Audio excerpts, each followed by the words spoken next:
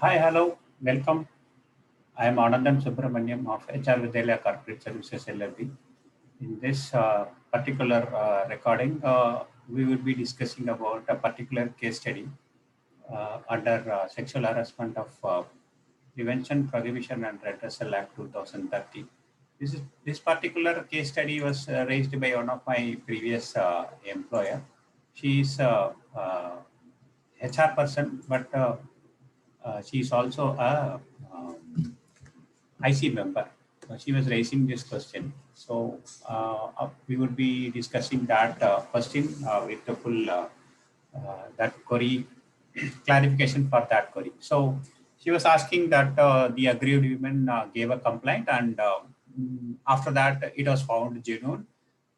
The complaint copy was sent to the respondent. So she also wanted to claim some relief as per the section 12 of Sexual Harassment Act. There are three different basic reliefs. One is there should be a paid leave granted to the employee who's aggrieved women if she is asking in writing. So the IC has to recommend. They have to, if it is a valid, then they have to recommend, and upon that, the employer may grant leave. That is number one. The second, okay, so I here mentioned as a second one. That is up to 3 months. That is nothing but 90 days of inquiry period. If the inquiry is going to happen entire 90 days, then that leave has to be granted. Here I had mentioned the first one is a transfer of the aggrieved women. If she is willing, she finds that after giving a complaint, working with the respondent, delinquent will be very difficult. So she may ask for a transfer to other department or other branch or maybe other location also. That also has to be considered by the IC. The third one is nothing but to grant such a relief, nothing but if there is any monetary claim is raised. Maybe she may be hospitalized due to mental distress because of the action, or any physical personal injury happened made by the respondent. If she has to be hospitalized, then she may ask for a reimbursement. So some such relief. Then the employer has to consider and then give. So here very particular, and the section 12 it is very clearly mentioned that leave to be granted. Here we have mentioned 90 days, right? So that leave is not inclusive of the ELCLSL, which is already, or maybe some companies give only CL and SL, sorry, CL and EL, privilege leave, annual leave, we used to say. So other than this, they have to give a paid leave. So the leave granted to the aggrieved women under this section shall be in addition to the leave she would be otherwise entitled. That's what you have to be very, very particular. So the client representative was also the IC member was asking three different questions related to the outcome of the inquiry. So if the internal committee allows 3 months, okay, the internal committee grants 90 days, the period of inquiry. So they have already granted, and following is the outcome of the inquiry, what action has to be taken. So complaint is genuine and the action taken on the respondent. So after completion of the inquiry, the internal committee has decided that yes, the complaint is genuine, and with the available documentation and the witnesses, everything is proved to be true, genuine, and they are recommending to the employer the action to be taken on the respondent. So here it is found to be true. The second one is complaint is genuine. They found it is genuine, but the onus of proving that it is a genuine complaint lies only on the complainant aggrieved woman. But she could not able to prove beyond doubt that there's no enough documentation or any witness or something which can prove that it is a genuine or true one. Sorry, it is could be proved beyond doubt that yes, something has happened which is a sexual harassment. In such cases, there will not be any action against the women, but there will not be any action against the respondent also.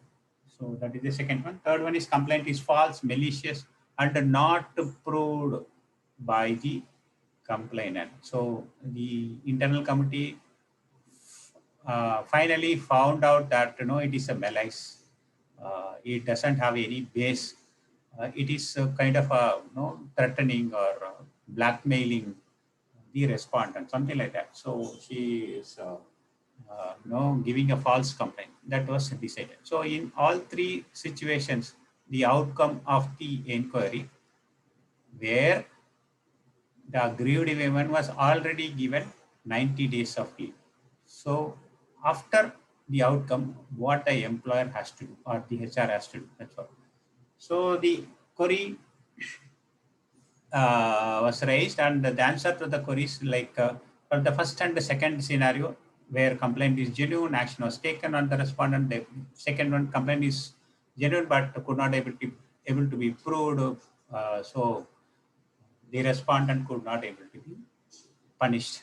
So in such cases, if the employer has already granted 3 months or maybe less, 1 month or 2 months or 40 days, something like that, it should be considered as addition to the leave entitled to her, meaning that other leave shall not be touched at all. So 40 days you have given, for example, we take 40 days has been given during the inquiry period, which was the inquiry period. So 40 days with pay will be additionally considered. So the employer should not consider any other leave. They cannot adjust any other existing leave, sick leave, or casual leave, or whatever leave which is there pending in with the employee's accumulation, leave accumulation. Third one, okay, the malice complaint, it is false and not proved by, not at all proved. There is no point to be proved because it is a malice complaint. So in such cases, which is leave has already been granted by the employer, but this being proved as a malice, then what they have to do? As mentioned, granted to the agreement can be adjusted with any other available leave as one of the action against. So it is one of the action. So anyway, the IC is going to recommend any action because of the false complaint to the employer to be taken on the complainant women. She is not an aggrieved woman. She is a complainant woman which found to be false, and the IC will recommend some action to be taken on that complainant, where the leave has also been granted, so that will be adjusted with the existing leave available with to her credit. So that also has to be taken. So the query is like for each situation, the query is answered like this.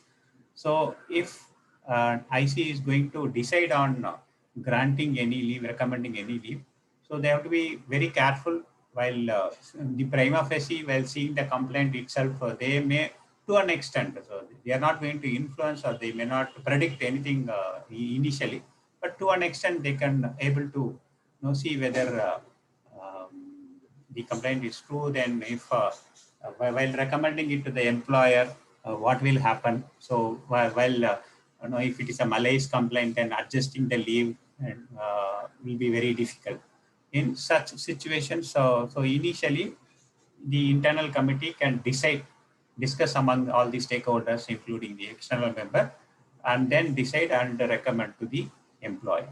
Okay, thank you. Thanks very much for viewing this particular case study, and we will see in the next program. Thank you. Thank you very much.